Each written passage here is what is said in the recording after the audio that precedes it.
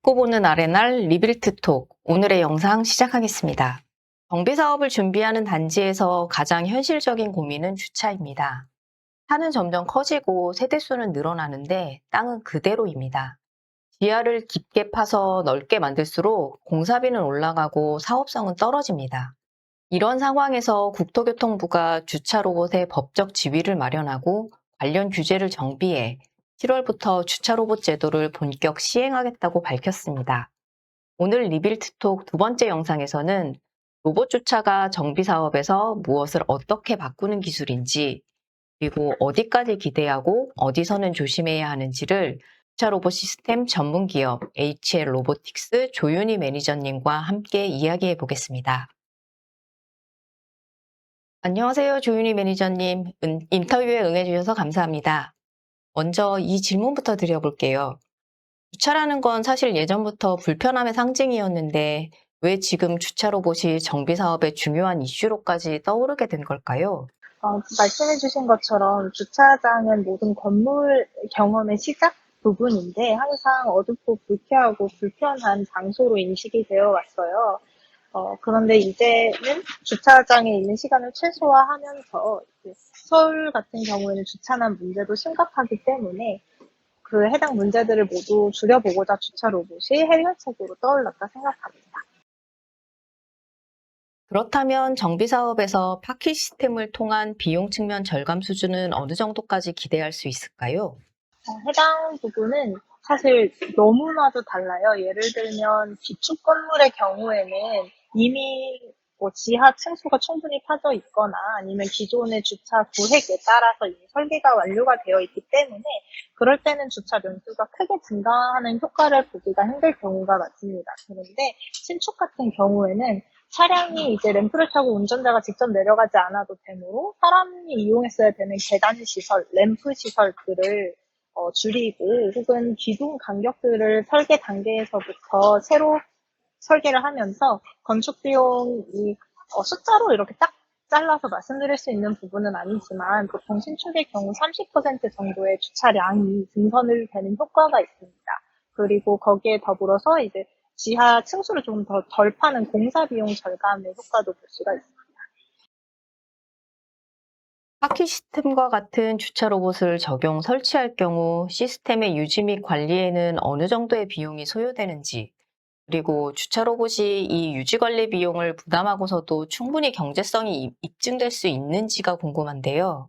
오늘 말씀드린 대부분의 대답은 정확한 숫자를 아직 말씀드릴 수는 없는 이유는 이제 주차 로봇을 저희도 실제로 상용화하게 된 지 1년이 조금 지났어요. 그렇기 때문에 유지 보수 시점에서 뭐 배터리 라이프타임 이런 거를 고려할 때 보통 한 5, 6년 정도는 지나야 그 시점이 조금 명확한 숫자가 나올 수 있을 것 같은데 일단 현재로서는 10% 유지 비용을 생각을 하고 차후에 이제 상용화가 크게 되면 6% 정도 생각을 하고 있습니다.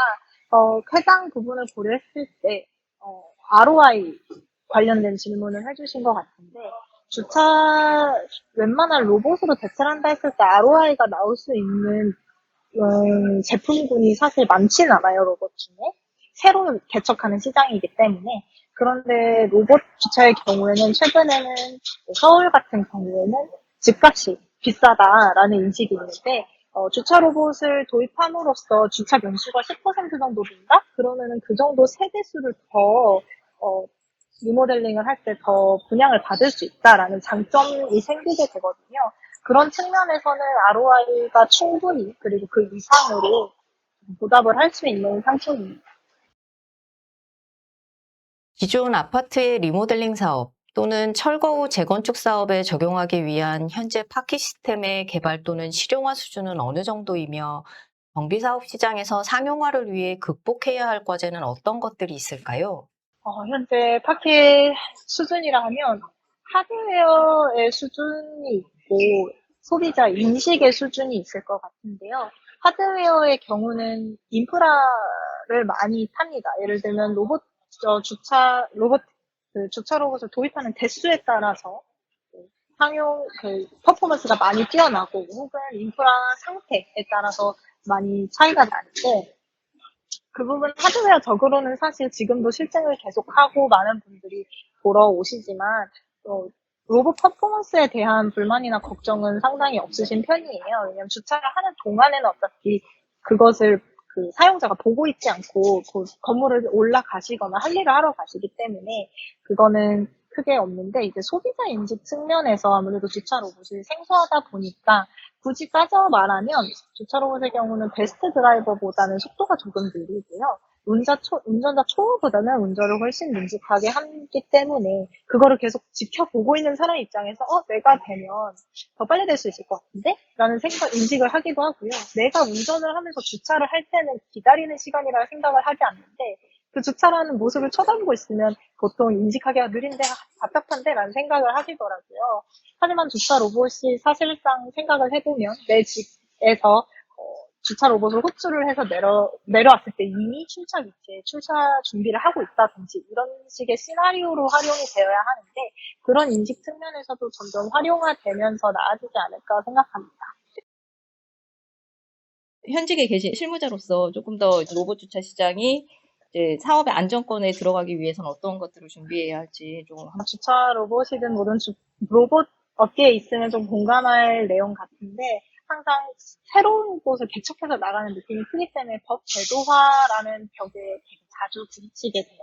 예를 들면 저희는 주차 로봇이 정말 활성화가 되기 위해선 구획이 없어지고, 이건 5월 21일 날에 입법 예고가 떠서 주차 구획은 좀 유연해질 수 있지만, 저희가 또 노리는 게 이게 승하차 구역이 되게 편리하기 때문에 장애인 주차 구역 대신 주차 로봇 승하차 구역을 사용하게 되면 원래 장애인 주차 구역은 되게 넓게 잡아야 하는데 그 부분도 줄이면서 저희의 활용성의 측면에서 장점으로 가져갈 수 있는데, 그 부분이 사실 그 국토교통부도 아니고 여러 부처들의 협의와 이해가 좀 이루어져서 법제화가 개선이 되어야 실제로 정말 유용하게 활용할 수 있는 서비스라 생각을 하기 때문에 로봇도 로봇이지만 그런 대관 활동도 열심히 하면서 함께 협조가 되어야 되기 같습니다. 네, 조윤희 매니저님. 오늘 인터뷰가 주차 로봇을 이해하는 데 큰 도움이 되었습니다. 인터뷰에 응해주셔서 감사합니다. 마지막으로 정비사업 분야에 주차 로봇을 도입하고 적용하는 건축적인 의미와 효과에 대해서 오늘 스튜디오 대담에 응해주고 계신 한국리모델링 융합학회 신동우 회장님의 의견을 구해보겠습니다. 회장님, 정비사업 분야에 주차 로봇을 도입하고 적용하는 효과와 의미를 한번 정리해 주시겠습니까? 로봇 주차의 가장 큰 특징은 차가 스스로 움직이지 않고 로봇이 차량을 이동시키고 정렬한다는 점입니다. 이렇게 되면 몇 가지 건축적으로 설계상의 변화가 생깁니다. 첫째, 차량 간의 간격을 줄일 수가 있습니다. 사람이 직접 운전해서 출입하는 구조가 아니기 때문에 회전 반경이나 여유 공간을 크게 잡을 필요가 없습니다. 둘째, 경사로와 회차 공간을 줄일 수 있습니다. 로봇이 차량을 불러와 실어 나르는 구조라면 기존처럼 넓은 회차 공간과 긴 경사로를 만들지 않아도 됩니다.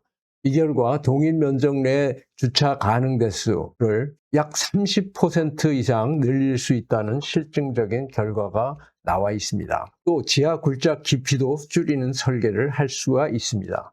예를 들어 기존 설계에서는 지하 3층까지 내려가야 했던 주차장을 지하 2층에서 최대한 효율적으로 설계할 수 있는 옵션이 생기는 겁니다. 이렇게 되면 허공사, 구조공사비를 줄일 수 있고 지하의 심도 감소는 공사 기간과 안전성 측면에서도 긍정적인 영향을 주게 됩니다. 말씀하신 걸 한번 정리해보면 주차 면적 약 30% 증대, 지하 심도와 회차 공간, 경사로 축소, 그에 따른 토공, 구조공사비 절감, 이렇게 세 가지 정도로 요약할 수 있겠네요. 오늘 우리는 로봇 주차를 통해 주차가 단지의 편의시설을 넘어 공간, 공사비, 사업성의 문제와 연결되어 있다는 점을 살펴봤습니다. 정비사업을 준비하는 입장에서는 지하를 얼마나 파야 하는가, 얼마를 써야 하는가, 주차 문제를 어떻게 해결할 것인가가 항상 같은 테이블 위에 올라옵니다. 주차 로봇은 이 질문들에 대해 덜 파고 더 넣는 새로운 답을 제시할 수 있는 기술입니다. 하지만 동시에 운영 안정성과 유지 관리, 초기 투자비, 안전과 책임 문제를 함께 봐야 하는 기술이기도 합니다. 리빌트톡은 앞으로도 이런 기술들을 단순한 미래 이미지가 아니라 정비 사업의 사업 구조를 바꾸는 현실적인 수단으로 계속 해석해 보려 합니다. 다음 영상에서는 오늘 이야기한 공간과 비용 문제에 대해서 한 걸음 더 나아가 정비 사업의 구조와 환경 기준을 바꾸려는 목구조 수직 중축 이야기를 이어가겠습니다.